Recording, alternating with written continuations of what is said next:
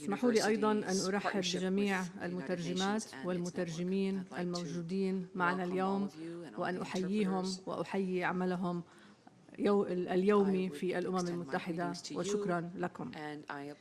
أيضاً بداية اسمحوا لي أن أرحب بالسيدة ماريا لويزا لمشاركتها معنا اليوم، وأن أتقدم بالشكر أيضاً لسعادة وكيل الأمين العام لشؤون الجمعية العامة والمؤتمرات السيدة كاثرين بولار على تنظيم هذه الفعالية الهامة، وعلى جهودك المتميزة في تنظيم العديد من المؤتمرات وقيادتها الحكيمة دائماً.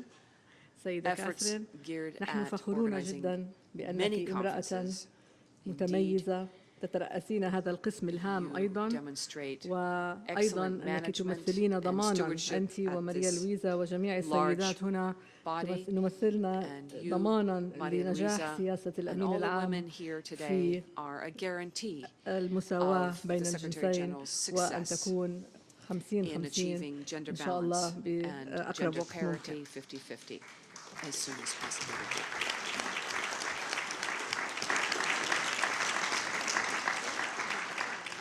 وأود أن أؤكد لكم جميعاً وأن أؤكد للسيدة ماريا لويزا وكذلك للسيدة كاثرين أن وفدي وبلدي سيعمل بشكل وثيق معكم لضمان نجاحكم في إدارة هذا القسم وفي تحسين الخدمات التي يقدمها هذا القسم المهم. تعدد اللغات هو الوعاء الذي ينقل التجربة الحضارية بنظرنا للأمم، ويساهم أيضاً في الحوار والتواصل بين الثقافات والحضارات المختلفة. وكم نحن بحاجة إلى هذا التواصل وإلى هذا التفاهم وإلى هذا التسامح اليوم. فهناك أهمية خاصة لتعدد اللغات في تحقيق أهداف الأمم المتحدة كما سمعنا، وفي تحقيق ركائز الأمم المتحدة الثلاث، وهي السلم والأمن الدوليين، وأيضاً التنمية، وأيضاً حقوق الإنسان. فتعدد اللغات يلعب دورا رئيسيا في نشر رسائل الأمم المتحدة وأهدافها، وفي بناء علاقات وجسور مع كافة شعوب العالم وربطهم مع بعضهم البعض، بالإضافة إلى زيادة الوعي حول كافة الشعوب لبعضها البعض، وأيضا زيادة الوعي والمعرفة بكافة المبادرات التي تقوم بها الأمم المتحدة في كل هذه المجالات، وأيضاً في دفع جهودها لتنفيذ هذه المبادرات وهذه القرارات.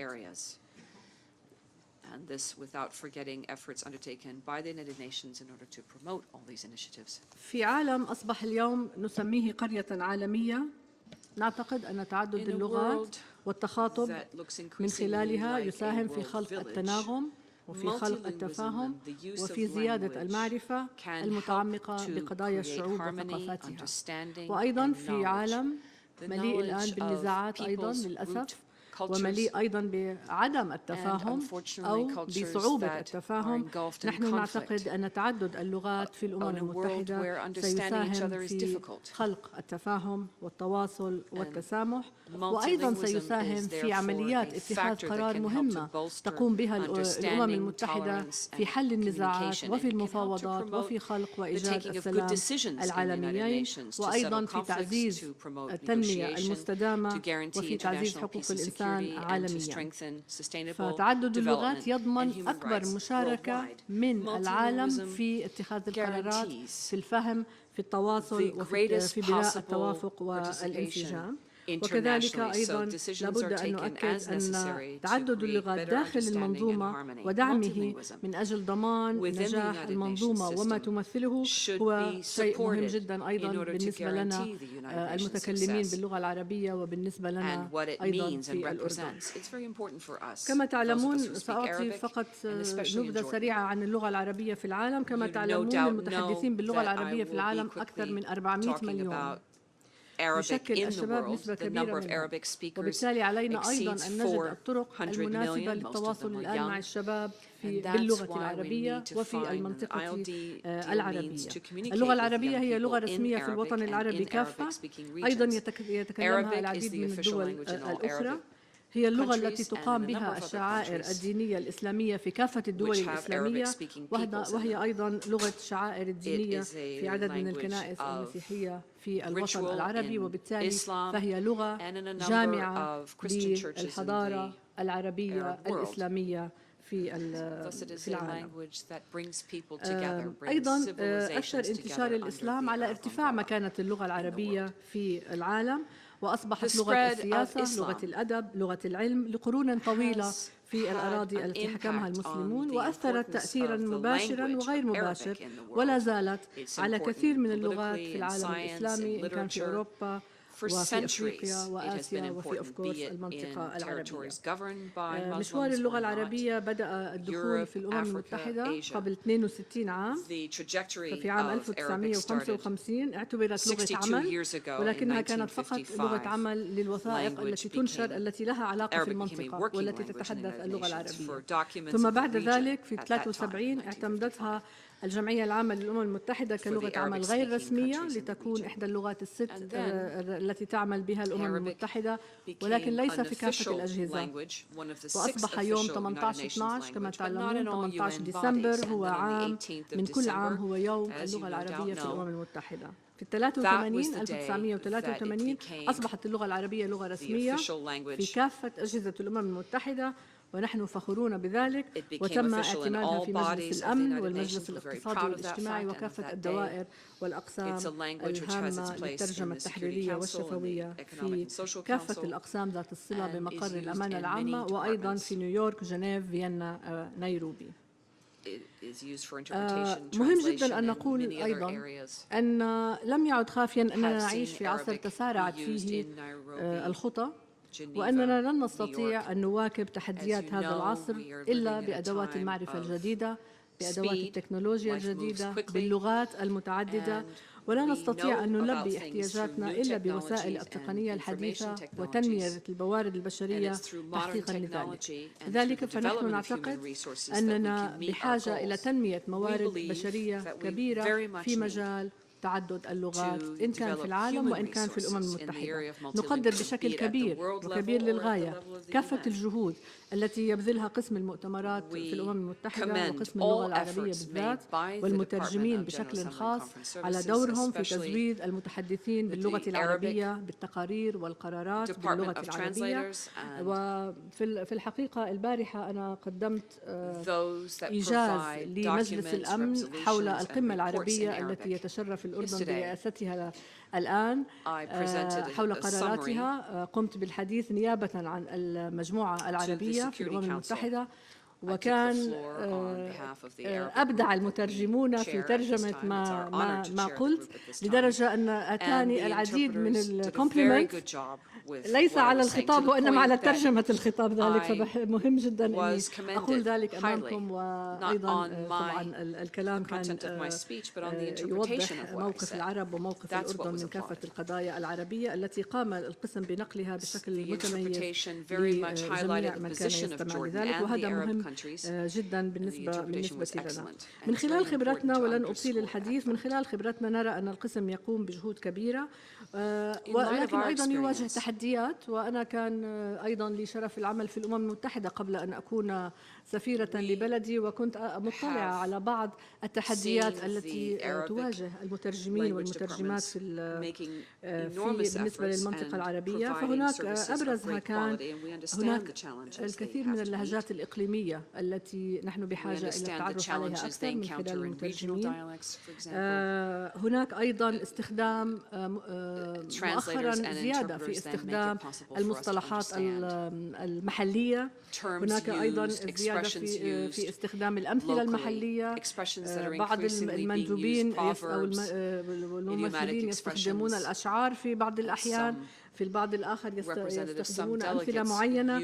كلها هذه بحاجة إلى أن تترجم بدقة لكي تعطي المعنى الحقيقي لها وتعطي النوانس الحقيقي لها، وبالتالي فبهمنا أن يكون المترجمين قد اطلعوا عليها وقد تعرفوا عليها، وفي بعض الأحيان أقول قد تعرفوا عليها فيرست هاند بالذهاب إلى الدول هذه والتعلم والمعرفة عن طريق الترجمة هناك.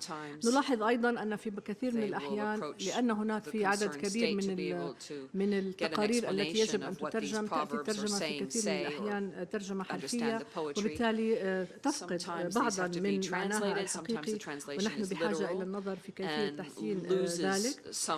للحفاظ على الجودة العالية التي تقوم بها هذه الخدمات أيضا بيهمنا أن نوفر المنح والفرص التدريبية، وهنا أقول المنح أيضا لأن بعض الدول قادرة على أن توفر منح للمترجمين والمترجمات، وأيضا فرص تدريبية لهم في الدول المعينة في دوائر الترجمة، في دوائر الترجمة التحريرية أو الشفوية، وأيضا برامج تدريبية بهدف تبادل الخبرات بين المؤسسات المختلفة التي تعنى بالترجمة والتي لديها خبرات مختلفة في ذلك.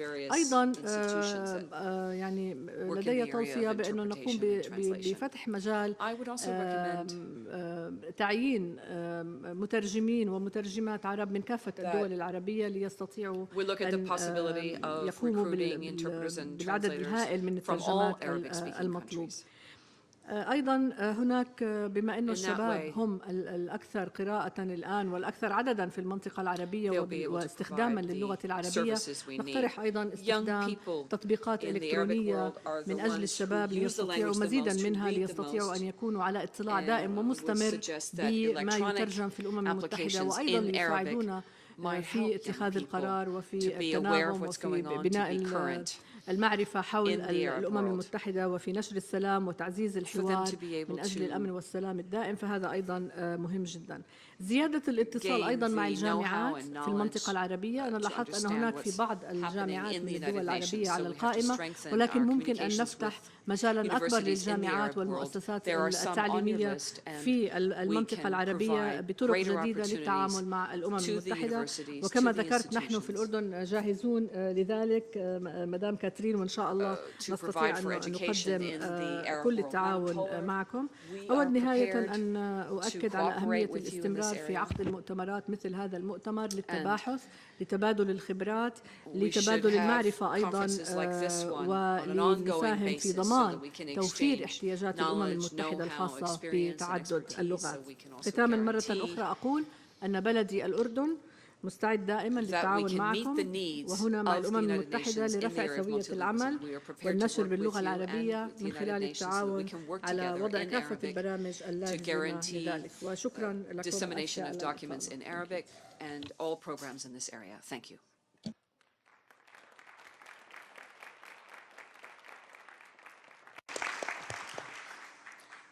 I thank Ambassador Bahu very much for these insightful remarks and suggestions to us, and thank her very much also for the kind comments for the work of the department and for the staff.